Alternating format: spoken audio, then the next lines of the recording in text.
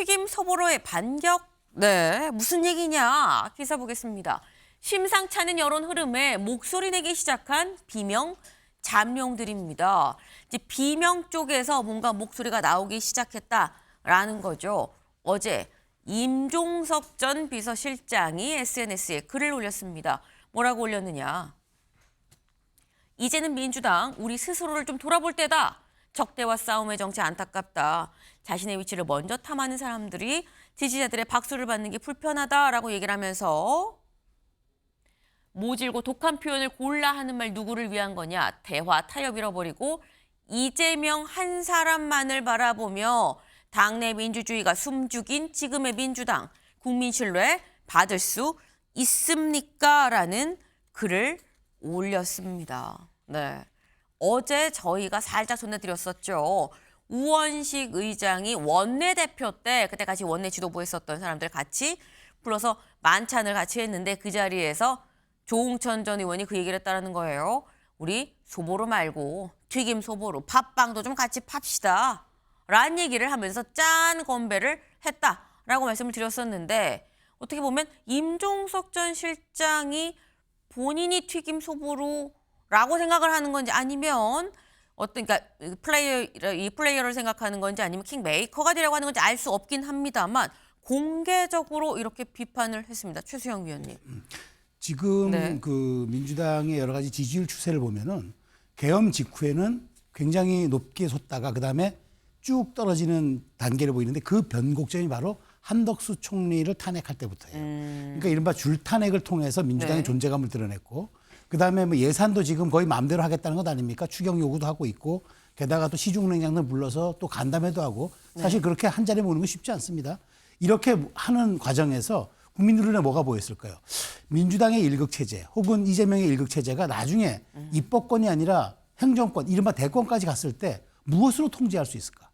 저 폭주는 어디까지 갈까? 제어할 수 있는 장치는 무엇인가? 그 질문을 던지기 시작한 거예요.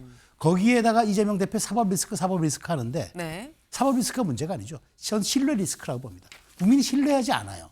그런 측면에서 그런 지금 이재명의 일극체제에 대한 균열의 목소리 내는 게 저는 당연히 빵집에 소보로 튀김 소보로 팥빵 더 있어 바게트도 있어야죠. 네. 그래야 빵집이죠. 빵집의 성공은 맛도 중요하지만 제품의 다양성도 중요합니다. 그런데 지금 민주당에서는 이재명 외에는 보이지 않아요. 그렇다면은 과연 나중에 조기 대선이 설령 온다 하더라도 네. 국민이 저렇게 말하자면 집단 유일 체제 혹은 단일 지도 체제 네. 과연 마음이 갈까요? 그런 측면에서 지금 위기의 신호가 나오고 있다. 굉장히 위험한 시그널이다. 저는 이렇게 분석합니다. 지금 소보로만 파는 빵집이 과연 경쟁력이 있느냐. 튀김 소보로도 있고 팥빵도 있고 바게트도 있고 뭐 크림빵도 있고 다 좀 여러 가지 선택의 여지가 있어야 되는 거 아니냐라는 얘기가 지금 나오고 있는 거다라는 말씀이에요. 그런데 여기에 대해서 이른바 친명그룹이라고 얘기가 되죠. 더민주혁신회의가 이런 입장을 내놨습니다. 뭐라고 했느냐. 알량한 정치적 자산을 챙기기 위해 아군을 향한 총질은 민주주의가 아니라 이기적인 자폭행위에 불과합니다. 라고 얘기를 했습니다. 새로운 대한민국을 만들기 위해 당원이 선택한 도구가 이재명 아닙니까? 라고 얘기를 했어요. 이렇게 되면 윤경호 위원님, 친명 비명 간의 대결이 다시 또 시작이 좀 수면 위로 올라오는 건가라는 좀 생각이 들거든요. 그렇게 하기에는 민주당이 현재 이재명 체제, 뭐 일극 체제라는 표현도 있었잖아요. 네. 너무 일방적인 거죠. 대의원 구성, 지도부 구성, 뭐 당의 뭐 여러 당직 구성. 그러니까 그런 점에서 민주당은 지금 이재명 이외에는 안 보인다 그 말이 맞죠. 네. 그러나 저는 유권자 일반인들이 보기에는 아까 빵집으로 비유를 하셨잖아요. A라는 빵집. 거기에 무슨 팥빵도 있고 무슨 소보로, 튀김 소보로 뭐 이런 게 있는 거하고 네. 아예 B라는 빵집이 또 존재한다는 아하. 감안을 하면 네. 국민 입장에서는 B라는 빵집과 A라는 빵집을 국민의힘과 민주당으로 볼 수도 있고요. 그걸 조금 더 현미경을 가지고 들여다보시되 안으로 들여다보면 그런데 A라는 빵집에는 온통 팥빵밖에 없는 거기에 이제 뭐 얘기한 것처럼 튀김 소보로니 뭐니 이런 것들도 있어라고 얘기하는. 문제는 소비자, 수요자가 저 집은 팥빵이 맛있기 때문에 내가 A라는 빵집을 가는 거야. 네. 라고 만약에 판단을 한다면 그걸 어떻게 말리겠느냐. 제 생각에는요. 지금의 모든 혼란은 결국 안개가 걷히면 된다. 무슨 얘기냐. 당내에 대선 후보를 뽑기 위한 경선 일정이 정해지면 이 논란은 다 끝날 거예요. 그러나 지금 탄핵이 아직 인용이 될지 기각이 될지 네. 지켜봐야 되잖아요. 그러니까 그게 결정이 될 때까지는 이런 논란은 아무 소용이 없을 거다 이런 생각이 들어요. 네. 지금의 이런 논란들 결국 당내 경선 일정이 잡히면 거기에 따라서 일거에 해소될 이런 얘기들이다라고 말씀을 하셨어요. 지금 뭐 소보로니 빵집이 빵집의 팥빵이니 바게트니 등등이 있지만 결국 어떤 빵 팔 거냐, 주력 상품 뭐냐가 결정이 되면 끝이다라는 말씀을 지금 하신 건데 또 다른 튀김 소보로 후보가 있죠. 누구냐?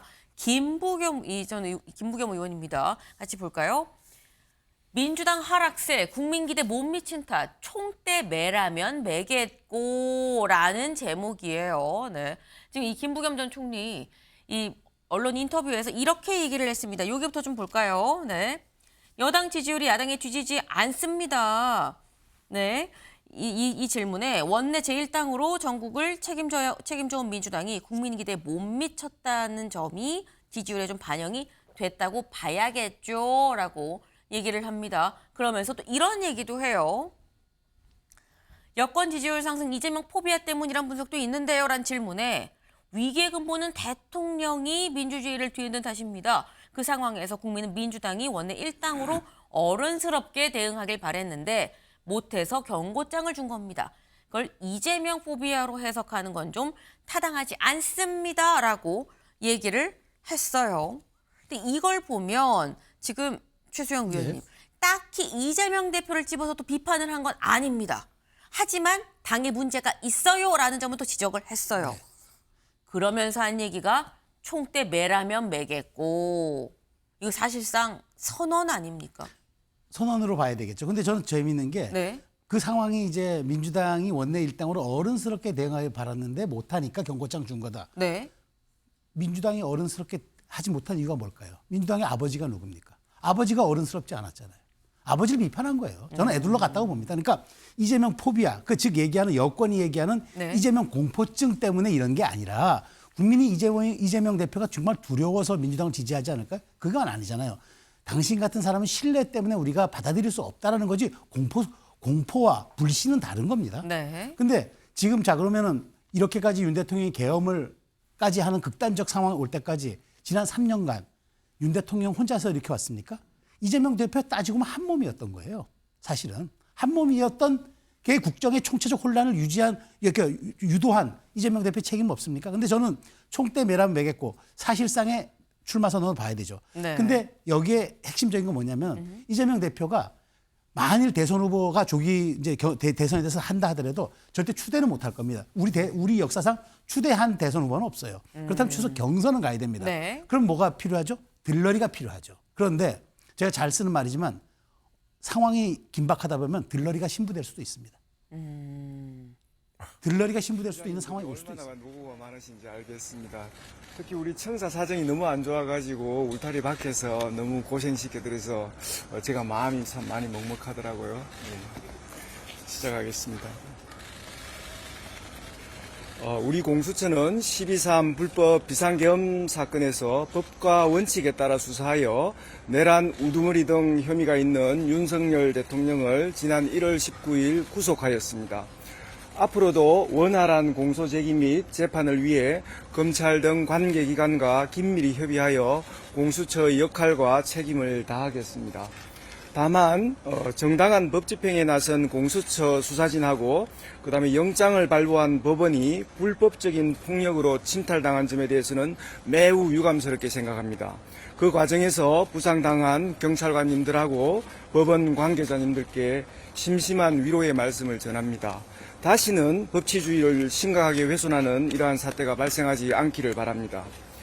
대통령 측에서도 사법부의 결정을 존중할 필요가 있다고 생각합니다. 이의가 있는 부분은 법질서 테두리 내에서 불복 절차를 따르면 됩니다. 앞으로 공수처는 비상계엄 사건에 가담한 대상자들에 대해서 지위 고하를 막론하고 엄정히 수사하겠습니다. 감사합니다. 오늘도 윤석열 대통령 강제구인 재시도할 계획이 있으실까요? 네, 오늘 강제구인 시도하겠습니다. 지금 여러 가지 지금 구속영장 심사에 지금 소환에 불응하고 있어서 불가피하게 강제구인에 나서고 있습니다. 구체적으로 오늘 뭐 오전인지 오후인지 정해진 게 있습니까? 오늘 중으로 최대한 구인 열심히 하도록 하겠습니다. 근데 지금 강제구인이 좀 더 이상 실효성이 없다는 지적이 나오고 있는데 이에 대해 어떻게 보시나요? 그렇지만 지금 작년 12월 달에는 소환에 불응하였고 그다음에 올 1월에는 또 체포영장에 불응하였고 지금 또 구속영장 또 소환에 불응하고 있는 상태입니다. 우리 공수처는 법질서 테두리 내에서 최대한 노력하는 모습을 보이는 게 맞다고 생각합니다. 네, 저희가 좀 급하게 오동 공수처장 출근길 모습을 직접 라이브로 생방송으로 좀 보여드렸습니다. 그런데 오 처장이 이렇게 얘기를 하는 거죠. 일단 어떤 서부지법 사태 이런 부분이 있었던 부분들이나 아니면 이 체포 과정에서 있었던 이런 뭐 사고 다친 분들에 대해서는 심심한 유감을 표한다. 빨리 쾌차시면 좋겠다라는 취지의 이기와 함께 윤 대통령 측에선 이의가 있으면 법적 절차를 따라서 이의를 제기해라라고 또 얘기를 했습니다. 그러니까 다시 말해서 거부할 게 아니라 이 법적 절차에 따라서 제대로 맞대응을 하는 게 맞지 않겠느냐. 그러면서 오늘 또 강제 구인을 시도를 할 거다라고 얘기를 했습니다. 오늘 다시 한번 강제 구인을 할 거다라는 건데 요거 잠깐만 좀 여쭤보고 가죠. 윤경호 위원님. 사실 아까 기자도 질문을 한 부분이 글쎄 더 이상의 강제 구인이 의미가 있습니까? 라는 질문을 했거든요. 만약에 이번에도 첫 번째 강제 구인 시도처럼 변호인단이 내일 헌재 나가야 되니까 오늘 우리랑 좀 논의를 해야 됩니다. 안 됩니다. 라고 한다면 또 그냥 올 것이냐라는 생각도 들어요. 물리적인 방법이 없잖아요. 네. 어떻게 그러면 대책을 강구합니까? 수단이 뭡니까? 라는 질문이 있었으면 네. 그에 대한 답을 했을 텐데 사실 그렇게 질문이 나와도 아마 없었을 거요. 어저께도 사실 어처구니 없는 일 중에 하나가 헌재에서 출석 종료하면 올 걸 기다렸다는 거잖아요. 그런데 국군 통합병원으로 가버린 전혀 몰랐다는 거지 않습니까? 그거에 다시 한번 공수처의 무능력? 제가 이렇게 표현하면 너무 힘 빼기는 거지만 오늘 강제구인 역시 강제구인이라는 게 뭐예요? 그냥 물리력을 동원해서 끌고 가는 건데 그걸 그냥 거부하면 끝이다. 그래서 또 하나 궁금한 게 그러면 경호처가 네. 서울구치소에서조차도 만약에 이 팔짱 끼고 네. 못 들어오게 막으면 그렇게 통하나? 이런 아주 원천적인 조롱 섞인 질문들까지 나오는 판이니까요. 이 상황은 지금 공수처의 경험 없음 내지는 무능함이 계속 윤석열 대통령 측의 이 대응 전략에 오히려 저는 휘말리고 있다는 생각이 들어서요. 지금 국민들은요 헷갈려요. 헌재에서의 탄핵 심판, 네. 그다음에 이 내란죄와 직권남용죄에 대한 수사 이 두 개가 지금 막 혼재돼 버렸잖아요. 이거를 사실 윤 대통령 측은 혼재시켜서 시간을 질질 끄는 거 그게 지금 먹히고 있는 거니까 공수처가 빨리 단안을 내려야 되지 않나 싶은 생각이 듭니다. 네, 지금 공수처가 뭔가 좀 더 직접적인, 적극적인 액션을 좀 취해야 되지 않겠느냐라는 말씀을 또 하셨어요. 저희가 잠깐 튀김 소보로 얘기를 하다가 잠깐 과전에 공수처를 좀 갔다 왔습니다. 다시 좀 돌아오죠. 저희 지금 소보로냐, 튀김 소보로냐, 바게트냐, 크림빵이냐 얘기를 지금 저희가 하고 있었어요. 근데 지금 저희가 어제 이 임종석 전 비서실장의 이 SNS 글도 그립니다만 지금 김부겸 전 총리도 총대 매라면 매겠고 나 튀김 소보로 하라면 할 수 있어라는 취지를 피력을 했거든요. 근데 튀김 소보로가 그럼 여기만 있느냐? 다른 후보군들도 있다라는 거죠. 튀김 소보로 후보군을 좀 보겠습니다. 네, 이렇다라는 거죠. 일단 우원식 의장이 있고요. 김경수 전 지사도 지금 귀국해서 있죠. 연일 목소리를 내고 있죠. 박홍근 의원, 조승래 의원, 등등등 있는 상태에서 우원식 의장, 김경수 전 경남지사 이 있었다라는 거입니다. 근데 그렇다고 한다면 여기에서 사실 저희가 느낄 수 있는 게 최수영 위원님, 튀김 소보로는 소보로의 지금 현재 소보로의 대체제가 될 수 있느냐의 문제인 건데 튀김 소보로가 소보로라는 어떤 본인의 정체성 자체를 부인은 할 수 없거든요. 그렇다면 소보로는 소보로인데 튀김 소보로예요.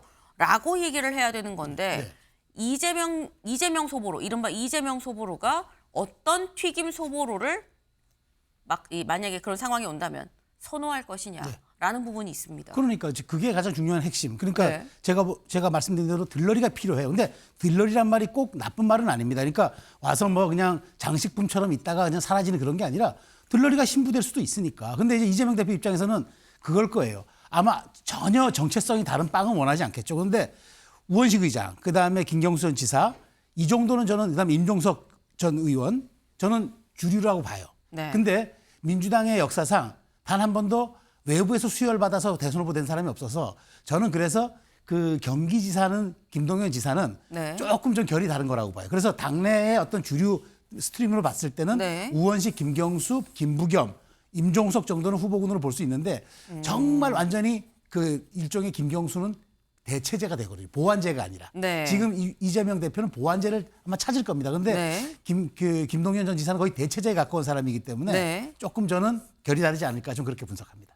지금 김경수 전 지사의 경우에는 기본적으로 소보로가 아니기 때문에 이 소보로 군에 속하지가 않기 때문에 어렵고 그렇다고 하면 뭐 우원식, 김부겸 이쪽이 아니겠느냐라고 지금 말씀을 하셨어요. 근데 우원식, 김부겸이라고 또 얘기를 하기에는 다음 기사 볼까요? 중앙일보 8면. 네. 우원식 내달 개헌 특위 추진. 1987년 8인 정치회담 모델입니다. 우원식 의장은 지금 개헌 특위를 만들려고 그래서 개헌을 하려고 부릉부릉 시동을 걸고 있다라는 거죠. 근데 윤경호 위원님, 이재명 소보로 입장에선 개헌을 하는 걸 반갑게 생각을 할 것이냐라는 겁니다. 전혀 안 하겠죠. 지금 이재명 대표는 개헌의 기억자도 나오는 거 원치 않을 거예요. 아마 예측컨대 다음 후보는 당내 경선이든 아니면 전체 경쟁이든 네. 제 임기를 1년 단축하고 4년 중임제 개헌을 저는 공약으로 내걸겠습니다라고 얘기하는 후보가 아마 이재명이라는 후보 빼고 나머지는 다 공통적이지 않을까. 지금의 판을 흔들 수 있는 큰 어떻게 보면 그 계기가 되잖아요. 네. 돌파구죠, 돌파구. 영어로 얘기하면 브레이크스루. 이재명 대표 입장에서는 그럴 이유가 전혀 없죠. 왜? 고지를 점령하고 있으니까. 아까 사진은 우원식 의장이 원내 대표 할 때 아마 그때 원내 부대표들 네. 그거죠. 그러니까 김경수 지사가 거기 왜 들어간지 모르지만 한때 민주당에서는요. 삼총 그다음에 그 삼총이라는 얘기가 사라져 지금은 삼김 이렇게 네. 갔잖아요. 전직 총리 세 분. 이낙연 문재인 정부 시절에 네. 이낙연, 정세균, 김부겸. 근데 두 분은 자연스럽게 지금은 뭐 갔고 김부겸은 아까 중앙일보의 인터뷰에서 슬쩍 출사표 던졌다고 했는데 네. 나머지 3김이라는 게 김동연, 김경수, 뭐 김부겸 거기에 뭐 임종석 등등이 나도 있어라고 얘기하겠죠. 네. 중요한 건 당내 경선 그리고 제3자들이 보는 외부에서의 시각 이거잖아요. 중요한 건 평소에 얼마나 자기 지지 세력과 당내의 교두보를 위해서 다져놨느냐. 그런 점에서 보면 좀 이재명과 경쟁이 되겠어요. 그러니까 그런 현실적인 어려움이 네. 그다음에 제일 중요한 건 헌재에서 탄핵이 만약 인용이 되면요. 딱 네. 60일 만에 치러진다는 그 그쵸. 짧은 시간. 이게 나머지 후보들에게는 절대적으로 지금 불리한 상황이죠. 그래서 아까 개헌 얘기도 이재명과 나머지의 대명 이렇게 대별되는 그런 상황이 벌어질 것이다 생각됩니다. 네. 지금 저희가 이제 뭐 소보로, 튀김 소보로 얘기를 했습니다만 결국 요즘은 그겁니다. 보완제, 대체제 이 논의가 지금 이제 민주당 내부에서도 본격적으로 좀 논의가 되는 거 아니겠느냐라는 얘기가 나오는 얘기죠. 저희가 준비한 소식 오늘 여기까지입니다. 오늘도 좋은 하루 보내세요.